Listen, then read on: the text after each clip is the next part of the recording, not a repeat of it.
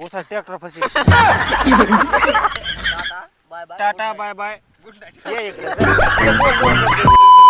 तर राम राम मित्रांनो, आज आपण कुठं आलो तर आपल्या मित्राच्या इथं पवन भैयाच्या इथं. तर पवन भैयाच्या रानामध्ये मित्रांनो कांदे याचाय चालू आहेत. हे आमचे मित्र धोंडीराम खरात आणि हा आमचा मित्र म्हणजे लहान भाऊ अंगद. बारूद बदन बन जाए इश्क बने चिंगारी. अण्णा शेजाळ.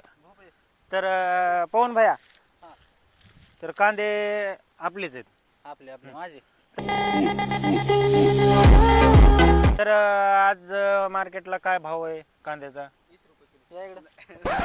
ते कसं जरा आपण नवीन शेतकरी असल्यामुळे एवढी आपल्याला माहिती नाही, तर हे अनुभवी माणूस आहे आपला. तर आजचा भाव काय आहे कांद्याला? काय 20 रुपये चालू आहे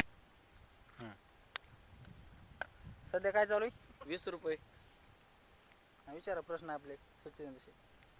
पवन भैया थोडं तू विचार. धर हे मोबाईल हातामध्ये. तर गाईज हे सगळं जणतं आपल्या बघ, ह्या गोष्टीतलं आपल्याला काही कळत नाही, काय नाही म्हणजे.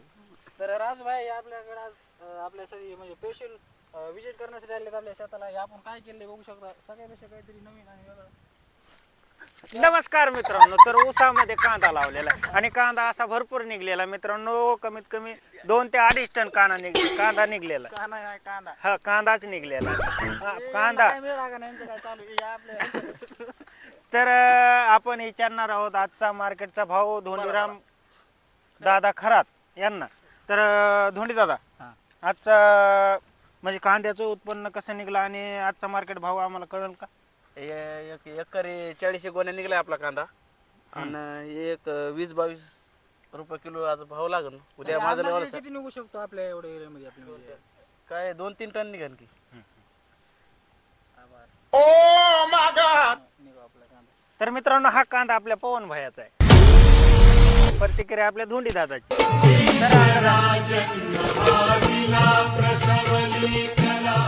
त्याला आयटमचा फोन जाऊ दे. ब्लॉग कंटिन्यू करा, जाऊ दे. स्किप नाही आपला होणार व्हिडिओ बरं का भावांना. बघत राहा शेवटपर्यंत, लय मजा येते. हातात धर ना अण्णा. मी बी हा बोल. बोल.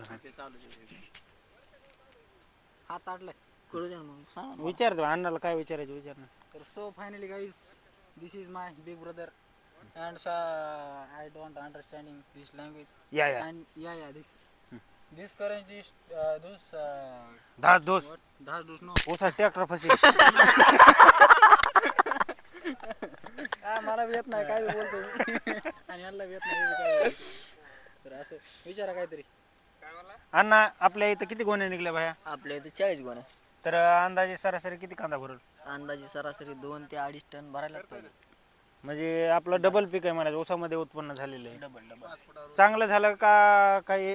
नाही नंबर 1 पीक झालं. बरं ठीक. 5 फुटा ऊस आहे, मधल्या सरीमध्ये कांदा, दोन्ही साईडचे 2.5 काय भावना काय दादा तुझी?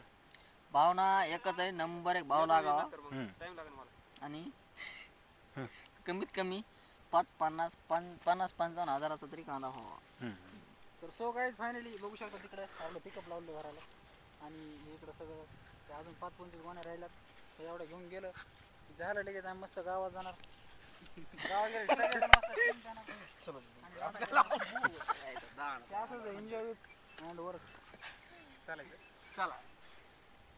चला भेटू पुढच्या ब्लॉग मध्ये. तोपर्यंत चला तर मित्रांनो भेटूया आपण पुढच्या ब्लॉग मध्ये. टाटा बाय बाय. टाटा बाय बाय. ये इकडे चल. ये बोल 2 शब्द. पुढच्या ब्लॉग मध्ये असं नसन यांना भेटा. चला बाय.